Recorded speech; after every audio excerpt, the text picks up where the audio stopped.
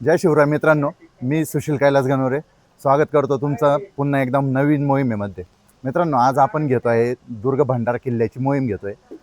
दुर्ग भंडार किल्ल्याला जायचं म्हटलं तर आपण सरळ ब्रह्मगिरीच्या ज्या पायऱ्या आहे त्या चढल्या की एक साईडला ब्रह्मगिरीचे मंदिर आणि दुसऱ्या साईडला दुर्ग भंडार किल्ला. अशा पद्धतीने या किल्ल्याची रचना आहे. या किल्ल्याचा वापर जर कशासाठी होत असेल तर जी जिंकलेली खनिज संपत्ती म्हणजे जे पैसे आडके वगैरे मोहिमांमध्ये जिंकले तर ते या किल्ल्यावर ठेवले जायचे. आता हा किल्ला अजून कशासाठी वापरत येत असेल तर नक्कीच या ब्रह्मगिरी पर्वताच्या रक्षणासाठी पण हा किल्ला वापरत येत असेल. कारण जर एखाद्या किल्ल्यावर एवढे मंदिर आहे आणि त्यांची जर रक्षण नाही झाले तर नक्कीच ते किल्लं उद्ध्वस्त झाल्याशिवाय म्हणजे ते मंदिरं उद्ध्वस्त झाल्याशिवाय राहणार नाही, याची पण कदाचित गोष्ट असू शकते आणि त्यामुळं हा किल्ला स्थापन झालेला असेल.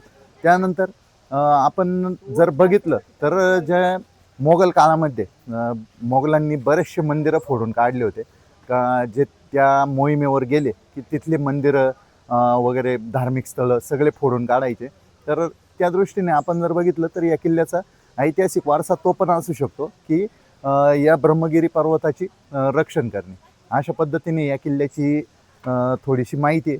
आणि या किल्ल्याला जर यायचं असेल आपल्याला तर आपण स्ट्रेट नाशिकवरनं जवळपास 30 किलोमीटर अंतरावर त्र्यंबकेश्वर आहे आणि त्र्यंबकेश्वरपासून या शिड्यांनी आपण वरती जाऊ शकतो. आज आपल्यासोबत आपले मुंबईचे मित्र विनोद भाऊ आहे. विनोद भाऊ सकाळी पहाटे 2 वाजताच निघालेले. त्यांनी पूर्ण पल्लाफा गाठलेला आहे आणि आपल्याबरोबर नाशिकला येऊन मिळाले आणि नाशिकहून आम्ही आता त्र्यंबकेश्वर येथे या किल्ल्याची चढाई करण्यासाठी आले. थोड्याशा काही तांत्रिक अडचणींमुळे ब्रह्मगिरीची जी मोहीम आहे ती आपण नंतर करणार आहोत, परंतु आज आपण दुर्ग भंडारची मोहीम पूर्ण करूया. चला तर मग.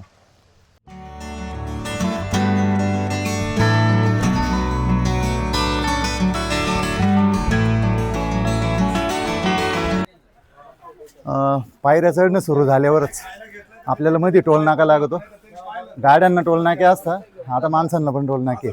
या पर्वताची चढाई करताना आपल्याला मध्ये 20 रुपये पर व्यक्ती अशा पद्धतीने तिकीटं लागतात आणि हे तिकीटं आपले आता घेतले का, हे तिकीट आहे.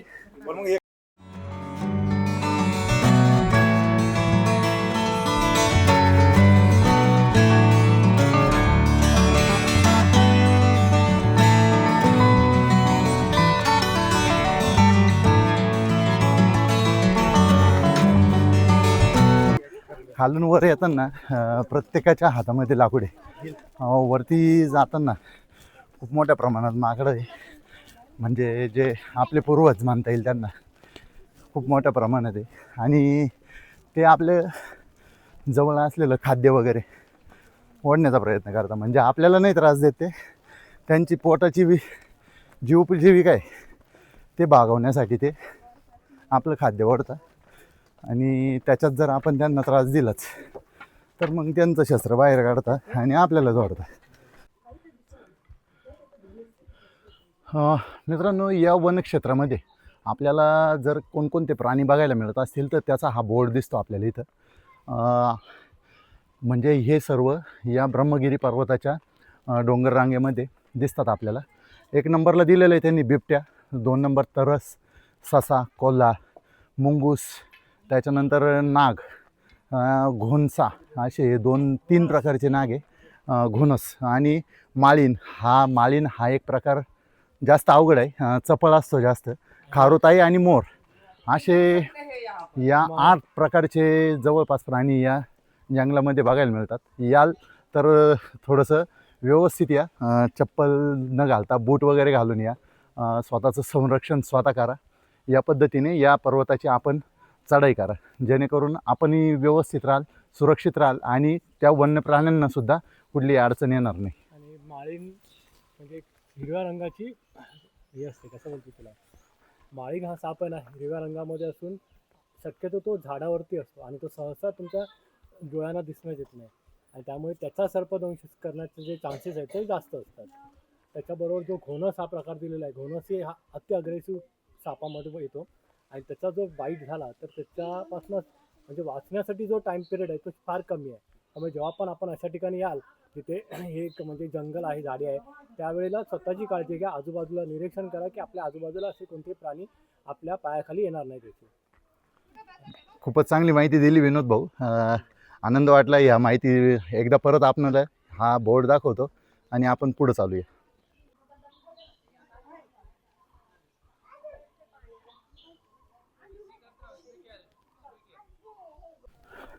ब्रह्मगिरी पर्वताला जर येत आहे तर डोळे इतरत्र उघडे ठेवून चाला. खूप सारे पक्षीसुद्धा इथं बघायला मिळतात. मागे मी वाचलं, त्या पक्षाचं मी नाव ऐकलेलं सुद्धा नाही आहे. पिवळी रानगंगा असं त्या पक्षाचं नाव आहे. जर आपण पक्षीप्रेमी असाल तर पुढून या दादा, नंतर दिसेल. पक्षीप्रेमी जर असाल तर पक्षीप्रेम्यांना या पर्वतावर आल्यानंतर खूप सारे पक्षी बघायला मिळतील.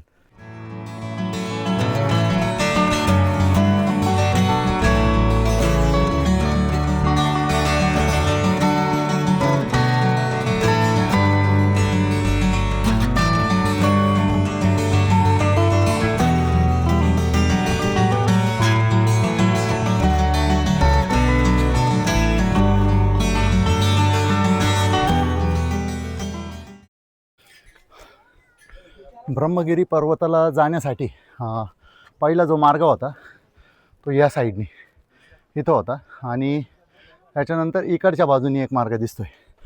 असे दोन. आता पहिला जो मार्ग होता तो बंद झालेला आहे.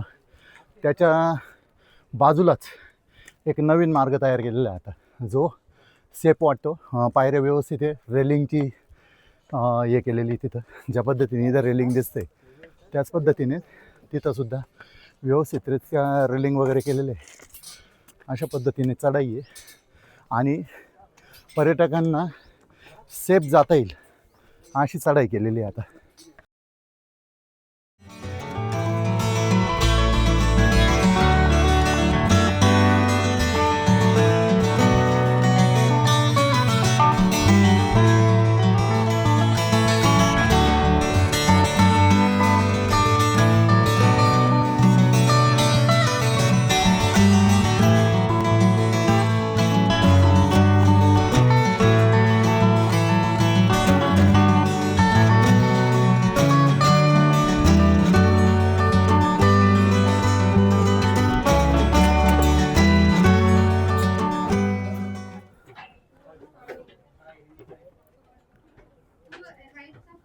आजी वय काय तुमचं? आजींचं वय 75 आहे आणि ब्रह्मगिरी चढताय. आजी मानलं तुम्हाला खरंच आजी.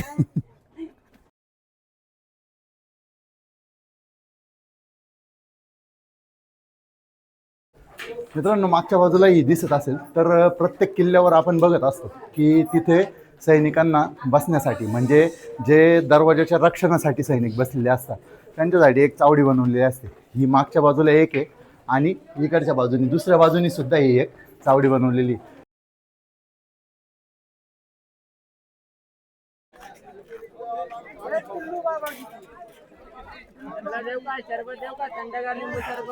थंडगार आहे मस्त. 20 रुपये पण मजा दिली यांनी एकदम. आणि मी 3 आणि विनू भाऊ 2. 100 पुरे केले भाऊ. हा 5वा ग्लास अभिभाऊच्या नावाने. अभिभाऊ जिंदाबाद.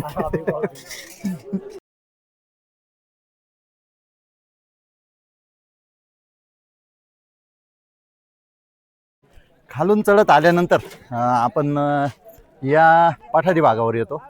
हा पठारी भाग पूर्ण मागच्या बाजूला दिसतो. हा पूर्ण या पठारी भागावर आल्यानंतर आपल्याला या साईडला, म्हणजे आपण जर डाव्या हाताला गेलो तर तिकडं आहे जे गौतम ऋषींचं मंदिर, जिथून गोदावरी उगम पावते.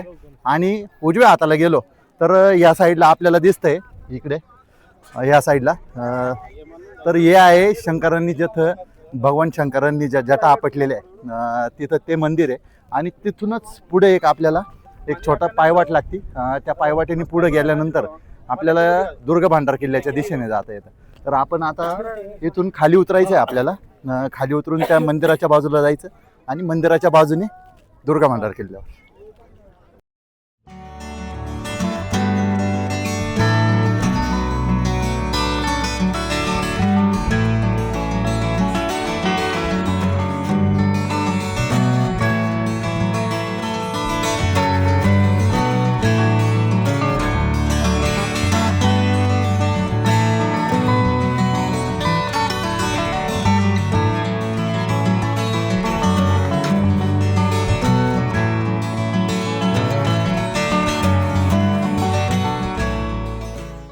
मित्रांनो आपण आता जाटा मंदिरपाशी आहे. जाटा मंदिरपाशी आल्यानंतर मागच्या साईडनी आपल्याला वाट आहे का जी दुर्ग भांडारकडे घेऊन जाते. खरी मोहीम या किल्ल्याची इथून चालू होती. जाटा मंदिरपर्यंत पूर्ण प्रवास आपण ब्रह्मगिरीचा करतो आणि ब्रह्मगिरीच्या प्रवासानंतर आपण या दुर्ग भांडारच्या किल्ल्याला जाण्यासाठी सुरुवात करतो. विनोद भाऊ खूपच फॉर्मात आहे, कारण जवळपास 1 वर्षापासून प्रयत्न चालू होता यांचा का दुर्गा भांडार करायचा. चला आज दुर्गा भांडार यांचा पूर्णच करूया. नाही, गेल्या वेळेला आम्ही आलेलो एका मित्राला घेऊन, पण अर्ध्या रस्त्यात परत यावं लागलं. अर्ध्या रस्त्यातनं परत पळाले का बरं? अरे तो काही तांत्रिक कारणामुळे विनोद भाऊ परत पळून गेले होते माग. मित्रांनो, जर आपल्याला डोंगरांमध्ये फिरायला यायचं असेल, म्हणजे जे आपण दुर्ग भ्रमंती करतो, तर याच्यात यायचं म्हटल्यावर उंचीवर जाण्याचा खरंच खूप सवय असली पाहिजे. कारण काहींना वरून खाली पाहिल्यानंतर एकदमच असं चक्कर आल्यासारखं वगैरे या गोष्टी होतात. चला, आपल्याला तसं काही होत नाही. आपण तिथून गडावर आल्यानंतर हे पहिलं पाण्याचं टाका आपल्याला या इथे दिसतंय. आपण समोरच्या बाजूला जर दिसत असेल तर हा इथं दुर्ग भांडार आहे. त्याच्यामध्येच इथे या साईडला आपल्याला एक ती नॅचरल पूल जो म्हणता तो आहे. वरती जाण्यासाठी इथे आपल्याला पायऱ्या देखील आहे. इथून आपल्याला वरती जायचं आहे. आपण पूर्ण एक्सप्लोअर करूया. चला, चालूया आपण. दुर्ग भांडारच्या पायऱ्यांजवळ आपण पोचले.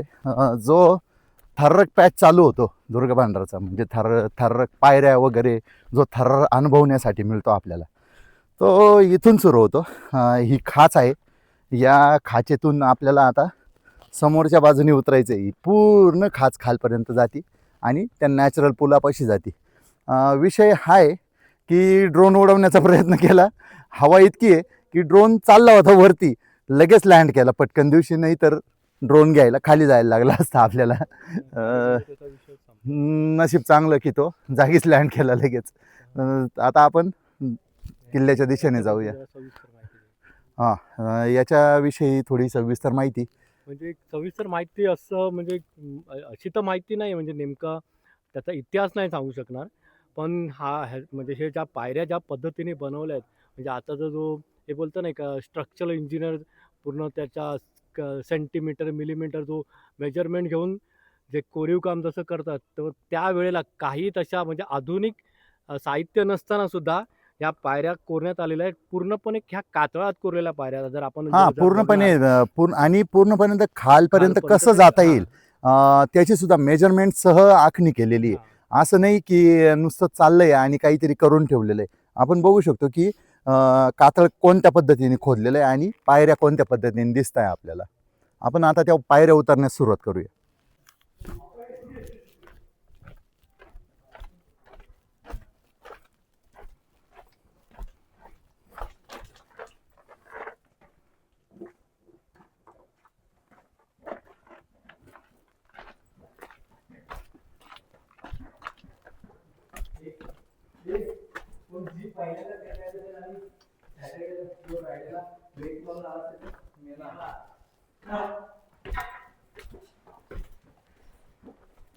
समाधी बांधायची ना, समाधी नाही आणि बघूनच जीव जावा काय का.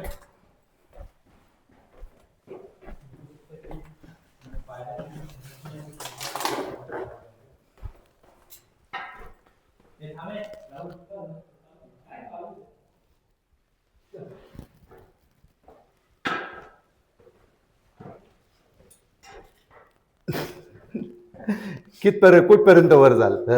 जवळपास मी खालपासून हे वरती करतोय. हे बघू शकतो आपण. अशा पद्धतीने वर जातोय. कुठपर्यंत हे कातळ कोरीव काम आहे. म्हणजे पूर्णपणे कोरून काढलेले आहे या पायऱ्या. आणि जवळपास ह्या 40 ते 50 पायऱ्या आहे ज्या कोरलेल्या आहे. म्हणजे त्या काळात सुद्धा एवढ्या पायऱ्या कोरून आणि हा किल्ला तयार केलेला आहे. चढतानाच ज्यावेळेस आपण सुरुवात केली त्याच वेळेस मी बोललो होतो की हा किल्ला जे पैसे वगैरे साठवून ठेवण्यासाठी वापरला जायचा. तर का या किल्ल्याची स्थापना, म्हणजे हा किल्ला त्याच्यासाठी का वापरला जात असेल, तर याच्याहून आपल्याला समजतं की एवढं कोरीव काम करून आणि छुप्या पद्धतीने या किल्ल्यावर जे सर्व काही साधन संपत्ती आहे ती ठेवता येत असेल, त्यासाठीच हा किल्ला साधन संपत्ती ठेवण्यासाठी वापरात येत असेल. आता पुढच्या बाजूने आपण जाऊया. फायनली मित्रांनो, विनोद भाऊंची इच्छा पूर्ण आणि आपण कृत्रिम नाही तर नॅचरल पुलावरती पोहोचलेलं आहे. जवळपास जो पुलाचा एरिया आहे, नॅचरल पुलाचा जो दुर्ग भांडारवर जातो, त्या पुलावर मागच्या साईडला बघू शकतो, हा आहे नॅचरल पूल, जो पूर्णपणे दुर्ग भांडारच्या दिशेने जातो. आणि आपले विनोद भाऊ फारच खुश आज आज का इच्छा पूर्ण. इच्छा पूर्ण.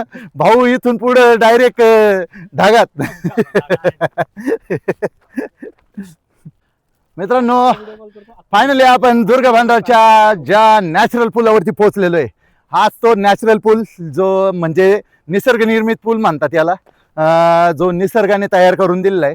ब्रह्मगिरीची जी खालून आपल्याला वरती खाच दिसते, हीच ती खाच आहे का जी आपल्याला खालून वरती अशी चौकोनी आकाराची दिसते. आणि याच पुलावरनं आता आपण दुर्ग भांडार किल्ल्यावर जातोय. हे एकदम विहंगम दृश्य आहे, खूपच छान असं वाटतंय. मागच्या बाजूला बघू शकतो, इकडनं आता या पायऱ्यावरती जाण्यासाठी मस्तपैकी विनोद भाऊंचं तर सांगायचंच नाही. विनोद भाऊ फुल फॉर्मात आहे. विनोद भाऊनी एक रील तयार करून टाकली की एकदम सर दुर्ग भांडार सर दुर्ग भांडार सर. हे विनोद भाऊ आपल्या मागे मस्तपैकी फोटो बिटो घेत आहे. आबी भाऊ नाही आली आज. आबी भाऊंचा थोडा कार्यक्रमात अटकले, त्यामुळं नाही शक्य झालं त्यांना.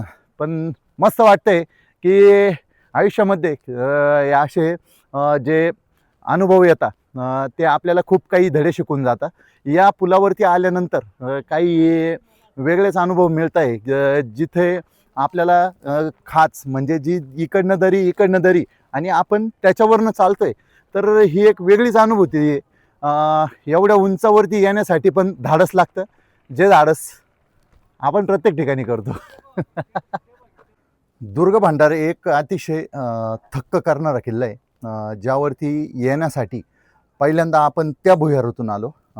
पूर्ण खाली उतरण्यासाठी पायऱ्या होत्या, ज्या पूर्ण कातळ खणून म्हणजे पूर्ण कातळ कोरून आणि त्या पायऱ्या तयार केलेल्या आहे. जवळपास 30 ते 40 पायऱ्या होत्या. आणि आता मी जिथे पोचलेलो आहे त्या पुलावरनं आलो. निसर्ग निर्मित पूल येतो आणि त्याच्यानंतर जे मी इथं आलेलो आहे, तर हे एक भुयार आहे. इथे या भुयारामधून आपल्याला आता वरती किल्ल्यावर जाण्यासाठी रस्ता आहे. म्हणजे दुर्ग भांडार नुसता किल्ला नाही आहे, हा एक खूप मोठा इतिहास आहे. हा महाराष्ट्राचा खूप मोठा इतिहास आहे, ज्यावरती प्रत्येक गिर्यारोहकाने आलं पाहिजे आणि हा किल्ला 100% बघितला पाहिजे. या किल्ल्यावर येऊन या किल्ल्याची ठेवण आणि या किल्ल्याचं कोरीव काम जर तुम्ही बघाल तर तुम्हाला थक्क करून टाकेल हा किल्ला. आपण या किल्ल्याच्या भुयाराच्या दिशेने जाऊया आता आणि या भुयारातून वर जाऊया, जेणेकरून आपल्याला पूर्ण कोरीव काम सुद्धा बघायला मिळेल. चला.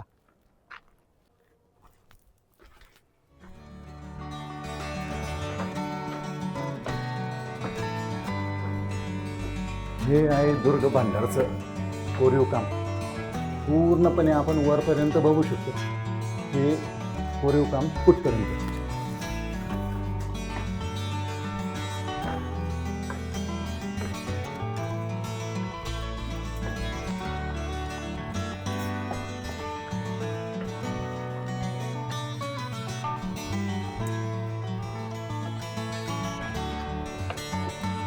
समोरच्या बाजूने आपले विनोद भाऊ एकदम फॉर्मात चालू आहे.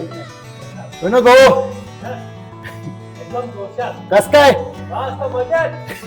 भारी आहे, भारी आहे.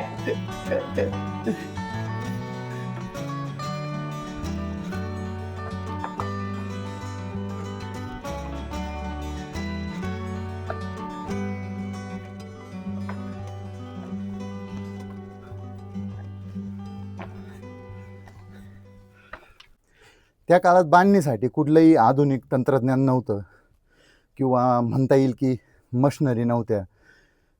त्या काळच्या ज्या काही मुबलक वस्तू उपलब्ध असतील त्या वस्तूंचा वापर करून आणि हे असे हे तयार केलेले ज्या खाचा तयार केलेल्या आहे.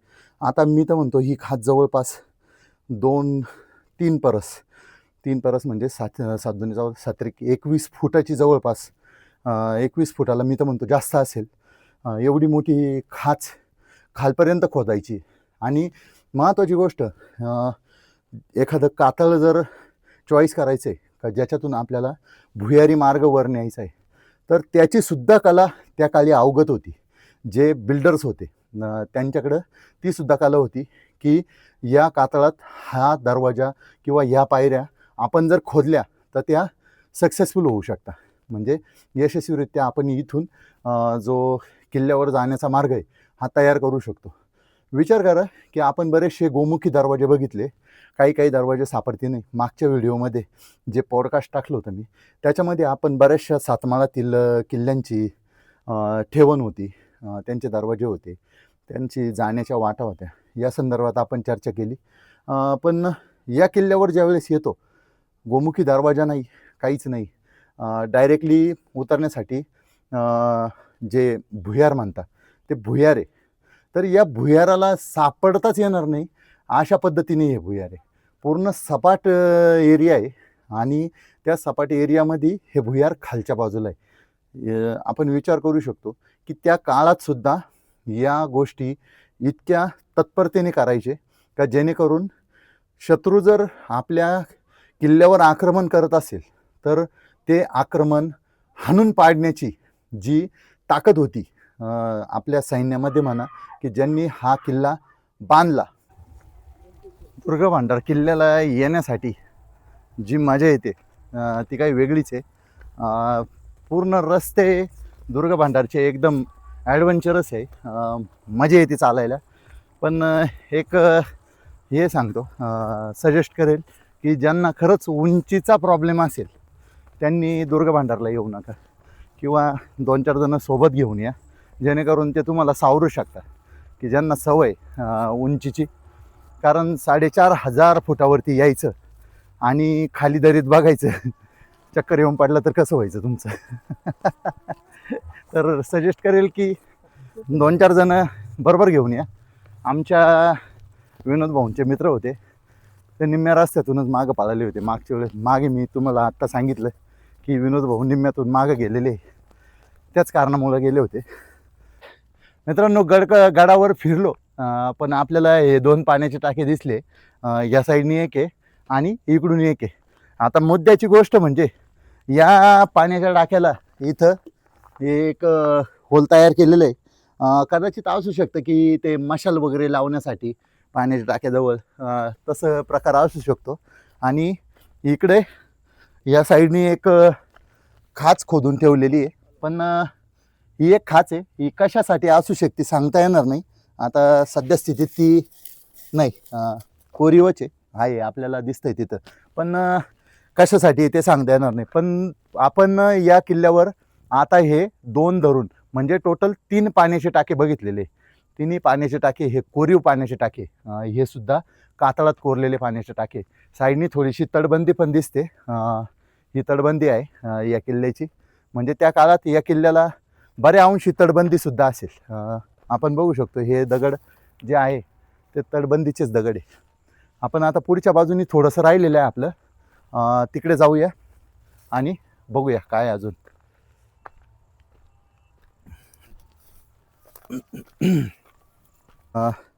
हा किल्ला अजून किती थक्क करणार आहे काही सीमाच नाही आहे. आता इथून पण आपल्याला पुढच्या बाजूनी दिसत आहे की हा कातळात कोरलेल्या पायऱ्या आहे आणि समोरच्या बाजूनी इथं दिसत आहे बसलेले इथं गिर्यारोहक आहे.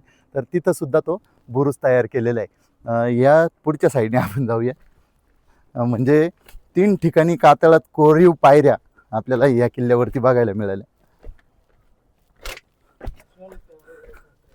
म्हणजे त्यावेळेचं जे कन्स्ट्रक्शन करण्याचं जे साधनं होते त्याच्या साह्याने जर एवढं तयार करायचं आहे तर अवघडच आहे. हा जरा काय थोडा रिस्की आहे. नजर हटी तो दुर्घटना घटी. फायनली मित्रांनो गडाची पूर्ण मोहीम झाली. गडाचे पूर्ण अवशेष बघून झाले. गडावरती आपल्याला फक्त 3 पाण्याचे टाके आणि थोड्याफार प्रमाणात मला घराचे पडलेले अवशेष दिसले, जे चौकोनी असतात. म्हणजे घर बांधण्यासाठी चौकोन तयार केलेला असतो, तर ते बघायला मिळाले. जास्त काही अवशेष नाही आहे. पण गडाचं एक महत्त्वाची गोष्ट म्हणजे गडाच्या ज्या तिकडनं येण्यासाठी जो भुयारी मार्ग होता, ज्याच्यात ज्या पायऱ्या तयार केलेल्या होत्या, तो एक, आणि पुढून वरती येण्यासाठी जो भुयारी मार्ग आहे, ज्याच्यातून पायऱ्या आहे, दोन्ही अप्रतिम आहे. खूपच मस्त वाटलं त्याच्यावरती येऊन. आत्ताचे जे आधुनिक हत्यार आहे ते त्या काळात नव्हते, पण तरी पण या प्रकारचं बिल्डर लोकांनी जे भुयारी मार्ग तयार केलेले ते म्हणजे खूपच मस्त अप्रतिम म्हणता येईल. आणि आपण जो पूल बघितला, हा, निसर्ग निर्मित पूल, निसर्गनिर्मित. तो एक खूपच मस्त आहे. म्हणजे खालून बघितलं की ते एक खास दिसते आपल्याला वरून, खालून वर बघितल्यानंतर. पण ज्या वेळेस आपण त्या खाचेत येतो, एक वेगळंच अनुभूती येते. म्हणजे एक मनाला विहंगम असं दृश्य दिसतं ते, तिथे का ज्यात आपल्याला खूप मजा देऊन जातं ते. पण लांबना बघितलं तर तो म्हणजे कळत नाही की तिथे रस्ता आहे वरती जायला. हा, ते ऍक्च्युअल तिथं जाता येते की नाही हेच समजत नाही, कारण ती खास दिसते. म्हणजे त्या भुयारी मार्गांचा सर्व काही आहे, उपकार आहे की ते आपल्याला त्या खाचेमध्ये जाता येतं. तर मित्रांनो, इथपर्यंत जर आपण व्हिडिओ बघितलाच असेल. आज आपले नवीन गिर्यारोहक आपल्या सोबत होते. आबीभाऊ नव्हते. आबीभाऊंचं थोडंसं काही काम निघालं, तर ते गेले होते तिकडे. तर विनोद भाऊंबरोबर आपली मोहीम झाली आज दुर्ग भांडारची. तर इथपर्यंत जर आपण व्हिडिओ बघितलाच असेल तर नक्कीच व्हिडिओला लाईक करा, आपल्या मित्रांबरोबर परिजनांसोबत शेअर करा, आणि आपल्या चॅनलला सबस्क्राईब करायला विसरू नका. कारण मित्रांनो, आपल्या एक सबस्क्राईबनी आमचं मनोबल वाढतं आणि आम्ही नवनवीन माहिती आपल्यापर्यंत पोहोचवण्याचा प्रयत्न करतो. चला तर मग आता या व्हिडिओला इथंच थांबवतो. जय शिवराय. आणि शेवटचं कमेंट्स नक्की करा की तुम्हाला हा, हा व्हिडिओ कसा वाटला, आणि याच्यामध्ये समजा तुम्हाला कोणत्या त्रुटी अशा जाणवत असतील तर त्या तुम्ही आम्हाला सजेस्ट करा, जेणेकरून आम्ही त्याच्यावरती आणखीन चांगल्या प्रकारे चांगल्या काम प्रकारे करू काम करू आणि आणि चांगल्या प्रकारे व्हिडिओ तुमच्या समोर समोर सादर करू. सादर करूया. तर चला तर मग आता इथेच थांबतो. जय शिवराय. जय शिवराय.